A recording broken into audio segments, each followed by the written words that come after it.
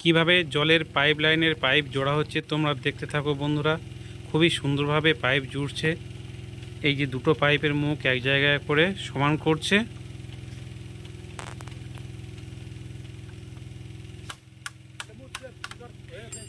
দুটো মুখ সমান হয়ে গেলে গামছা দিয়ে ভালো করে মুছে নিচ্ছে যাতে জয়েন্টটা খুব ভালো হয়।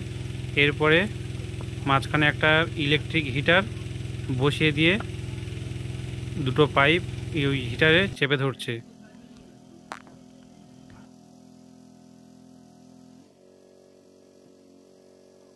কিছুক্ষণ ওয়েট করার পরে দুটো পাইপের মুখ খুব সুন্দরভাবে গলে যাচ্ছে এবং কিছুক্ষণ পরে ওই হিটারটাকে আবার তুলে নেওয়া হচ্ছে।